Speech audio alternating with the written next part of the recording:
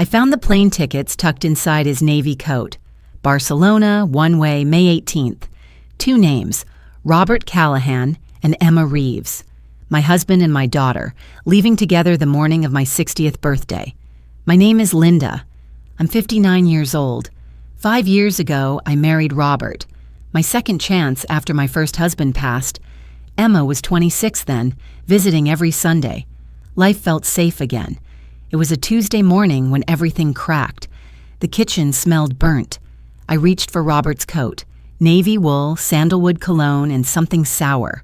The pocket crinkled. I pulled out boarding passes, stiff, cold. The paper cracked as I unfolded them. Barcelona, May 18th. Departure 9:40 a.m. Passenger 1, Robert Callahan. Passenger 2, Emma Reeves. My hands went numb. The ticket slipped through my fingers and landed face up on the tile, his name and hers side by side. The coffee pot beeped behind me. I didn't move. I stood there staring at the floor, at those 2 names, and felt my chest hollow out. May 18th, my 60th birthday. I sat down at the kitchen table.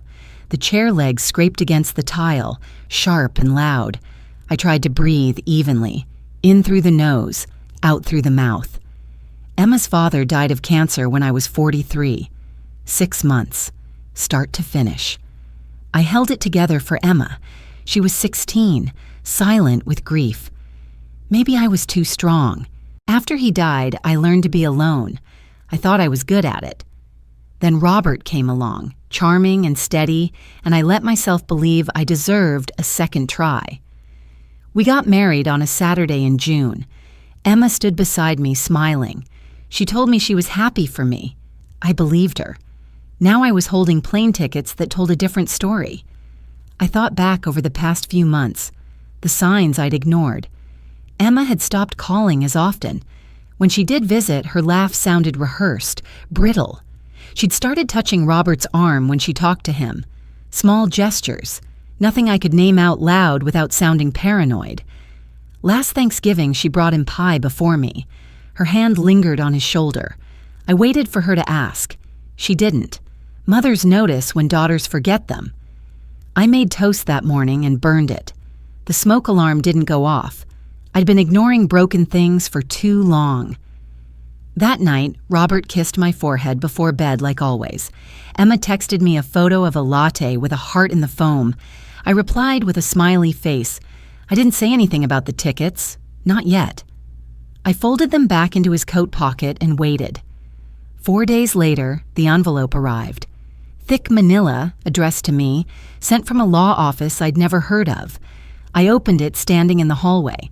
Inside were documents, pages and pages of legal language I had to read 3 times to understand.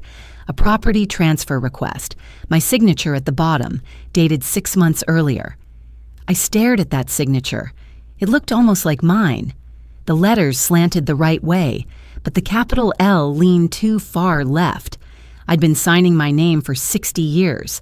I knew how my L looked. Someone had forged it. I called the law office. The receptionist put me on hold. Elevator music played for 4 minutes.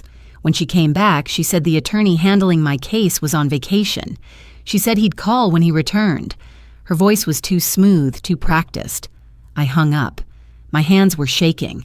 I made tea I didn't drink and sat at the kitchen table with the documents spread out in front of me. The house Robert and I shared, the one I'd helped buy, the one with my name on the deed. They were trying to take it. Quietly. Cleanly, as if I wouldn't notice until it was done.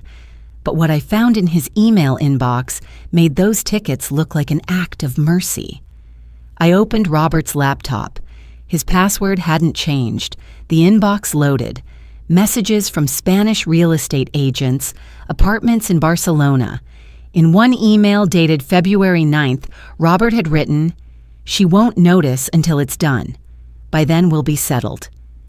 The reply came from Emma's personal account. It said, "I feel awful, but you're right. We deserve this. We deserve this." I read those 3 words over and over until they stopped meaning anything. The room felt smaller. The air tasted metallic. I closed the laptop and walked to the window. Outside, the jasmine I'd planted the year we married was starting to bloom. White flowers, sickly sweet. I'd planted it for new beginnings. Now I wanted to rip it out by the roots. I didn't confront them. Not yet. I called my cousin Rita instead. She worked in family law, the kind of lawyer who'd seen every version of betrayal and stopped being surprised. I didn't tell her everything on that first call. I just asked what happens when someone forges a signature on property documents. She said it was illegal. She said I'd need proof. She said I should move quickly before any transfer became final. So I started collecting proof. I printed the emails. I photographed the forged signature next to my real one. I requested statements from our joint savings account. Over the past 8 months, $60,000 had been moved in small transfers to an account I didn't have access to. Designed not to trigger alerts. Designed not to trigger me. The envelope from the lawyer wasn't about property. It was about declaring me mentally incompetent. It was late April when I found the full plan. Robert had created a shared folder and linked it in an email to Emma. The subject line read, "Timeline Final." I opened it with my stomach twisting. Inside were lists, packing inventories, flight confirmations, a lease for a 2-bedroom flat in Barcelona starting June 1st, and a document called Exit Strategy, 8 pages long. The strategy outlined how they'd leave. Robert would say he had a work conference in San Diego. Emma would claim she was visiting a friend in Seattle. They'd meet at the airport, board together, vanish. By the time I realized they were gone, the house transfer would be complete. I'd have nothing but a legal battle I couldn't afford. But there was more. Drafts of a petition to declare me mentally unfit. They cited incidents that never happened, missed bill payments, erratic behavior, memory lapses. Emma had been building a case for months.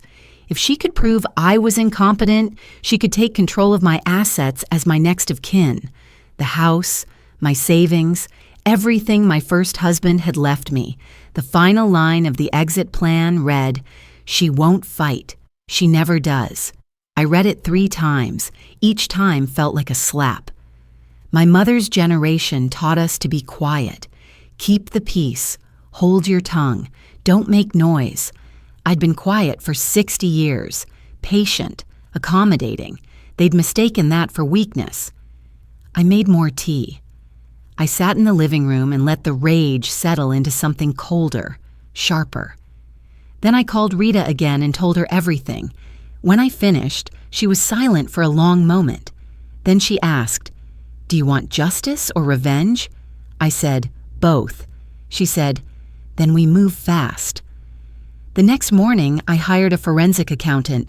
By the end of the week, he'd traced every dollar Robert thought he'd buried. He found the original deed with both our names. He found the forged notary stamp. He found enough to file fraud charges with the district attorney.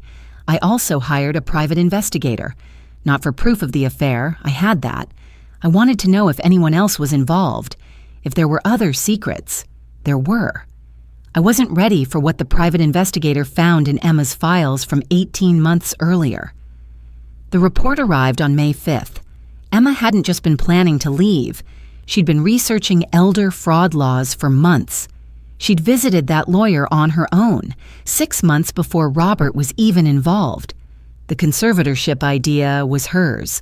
The forged documents were hers. She'd started this. Robert had just gone along.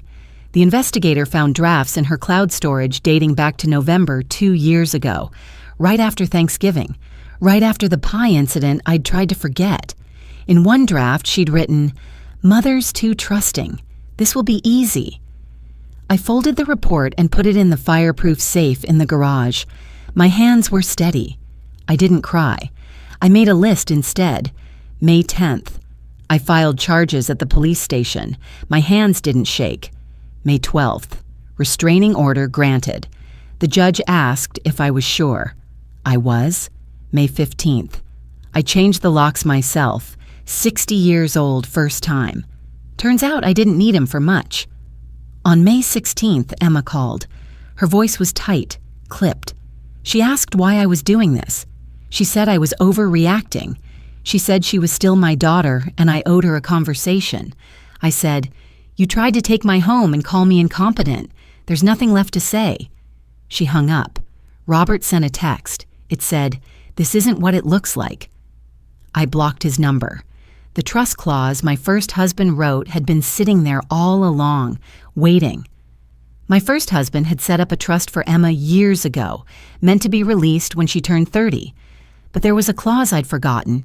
He'd insisted on it back then, and I hadn't understood why. If Emma ever attempted to harm or defraud me, the trust would be voided. The money would go to a charity of my choosing instead. The trust was worth $350,000. Emma turned 30 in July. That's when she would have had access. That's when she and Robert would have had everything they needed to start over. But the forensic accountant's report was enough to trigger the clause.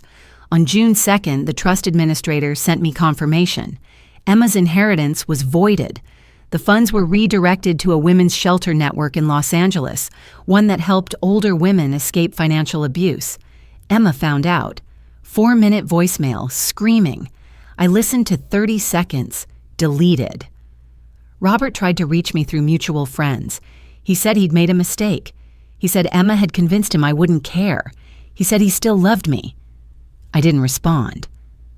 On May 18th, the day they were supposed to fly to Barcelona, I was sitting in a lawyer's office signing documents that secured my ownership of the house, froze the joint accounts, and initiated divorce proceedings. Rita sat beside me, her hand on my shoulder. She said, "You did it." I said, "Not yet, but close."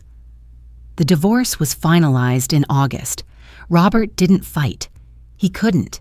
The fraud case made it impossible for him to claim anything. I kept the house, the savings, my name on everything that mattered. Emma moved to Seattle in September. We haven't spoken since June. I still live in the house with the walls I painted yellow. I repainted the kitchen last month. Soft gray now, cleaner. I stopped baking lemon cake. The recipe was my grandmother's. I'd planned to teach it to Emma someday. Now I'll teach it to someone who deserves it. Maybe Rita's daughter. I ripped out the jasmine last week. The roots were deeper than I expected, stubborn and tangled. I planted rosemary in its place, for remembrance, for strength. Sometimes I sit on the porch in the evenings and watch the sky fade from gold to violet. I think about the tickets I found in March, the ones meant to carry them away from me. I think about the clause in the trust that became their undoing. I think about the version of me they expected, the woman who wouldn't notice, wouldn't question, wouldn't fight. She never existed. I'm 60 next month. I'm celebrating alone, and that's exactly right. I'm still here. The house is still mine. And every time I walk through that front door, I know this. Staying quiet isn't the same as staying weak. Tell me, what would you have done? Drop a comment below and subscribe for more stories where quiet women win. The signature wasn't mine, but the strength always was.